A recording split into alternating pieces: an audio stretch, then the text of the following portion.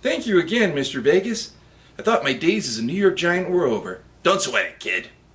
I still can't believe you were able to get the dirt on McAdoo. Well, someone should have told him that there is a difference between an envelope and a whore. Fortunately, he didn't figure that out before I got my camera. I don't know how you did it, but thank you, sir. All in a day's work for Jonny Vegas, Private Dick. Jonny Vegas, Private Dick, a Steinhardt Brothers production. Jonny Vegas, Private Dick, Jonny Vegas, Private Dick. When you need your dick to be private, you need your Vegas to be Jonny. Stick with his picks, baby. He's gonna get you the money.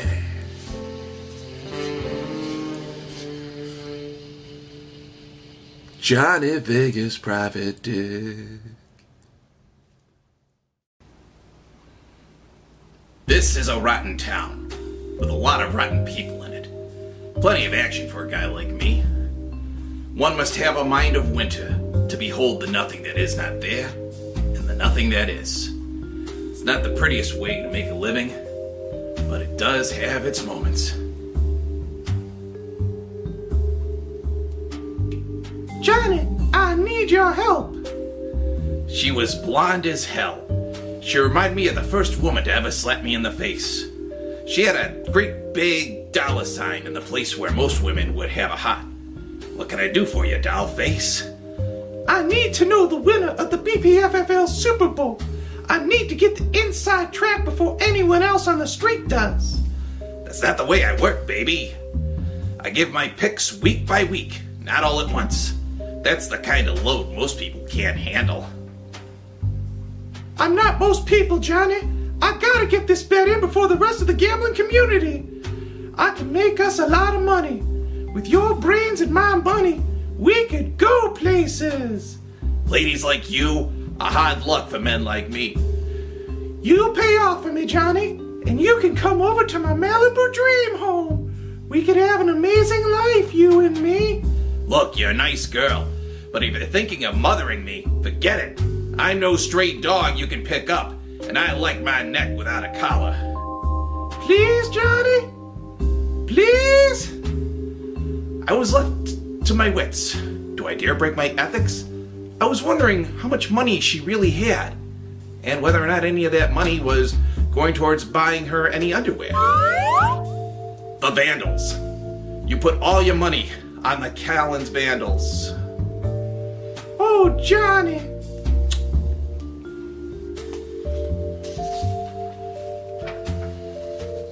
I had a funny feeling when I saw her disappear, as though I had written a poem, and it was very good, and I had lost it, and would never remember it again. Before I could turn to go after her, I got hit on the head with a hammer.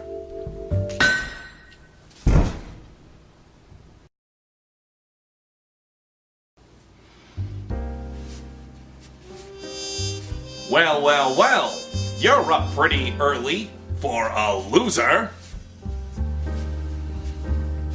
I knew that voice. It was Pussycat, scourge of the underworld. He was always underfoot, tripping me up. And now he was here in my office. And he was not alone.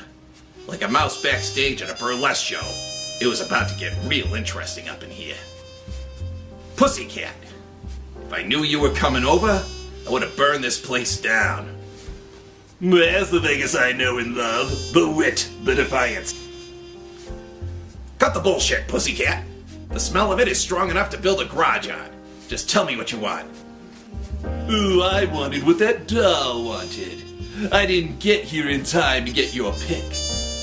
But she did. And while I was waiting for you to wake up, a little birdie told me who she bet on. The Vandals, baby. Put the money on the Vandals. Now, I can't place that bet without ruining the odds.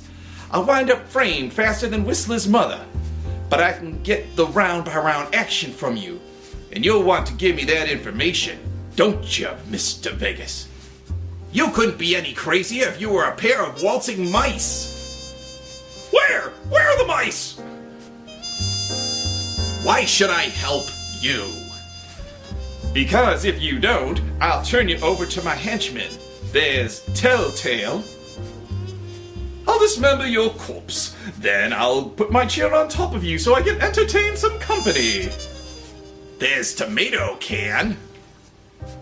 You're such a beauty, Johnny. I'd love to have you in my movies. At least we forget about Smiley. I find your nickname to be both deceptive and illogical. So either you start talking or you start screaming. The choice is yours. At that moment, my life had become a bucket of shit with a barbed wire handle. At least I knew that Barbie got the bet in, that she would have enough money to keep a girl like her happy for a very long time. In the back of my mind, I remembered, no time for voiceovers, spill it. Alright, jeez. Okay, first round, Thunder is gonna take out Snake the Puss in a close fight. The Thunder was able to best them all season long, and that's not gonna change now. Slaughterhouse will take out the Hangman, because the Hangman can only get 35 points maximum against the highest scoring team in the league, and that's not enough. The Vandals are gonna take out the Terror, because the Terror have done nothing but lose for the past 4 weeks. And the A-holes are gonna destroy the Extractors in order to send a message to the league. Go on! Given that knowledge, the conference championship is a no-brainer.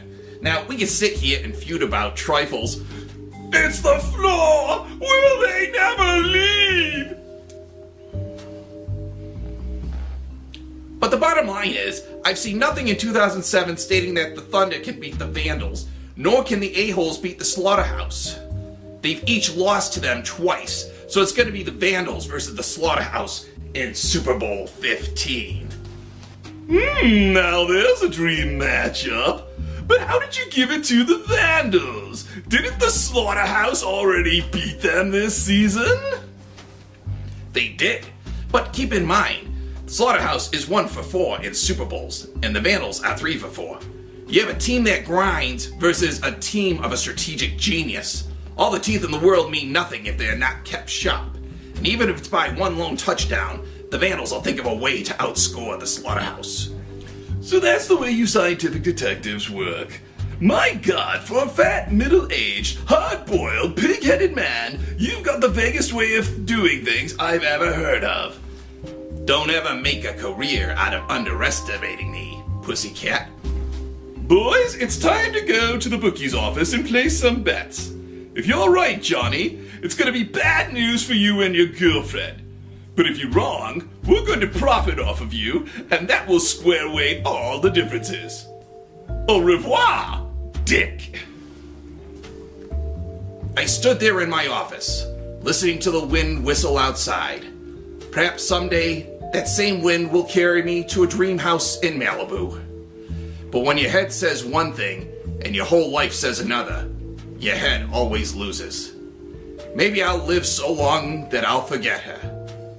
Maybe I'll die trying.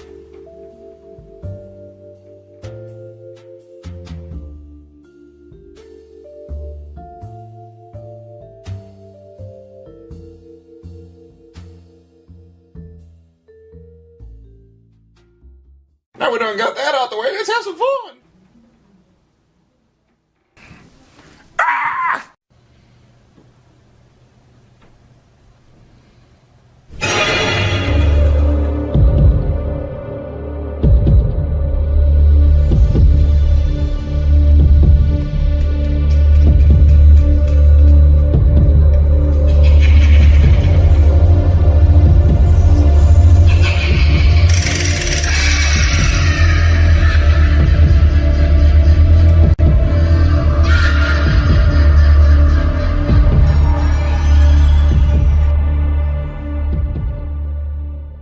Brought to you by Red's Apple Ale. Crisp like an apple, brewed like a beer. I'm having a hard time with this today. Hey, Jimmy, you got something to drink? How about a beer? Okay, how about vodka? Stop throwing apples at me!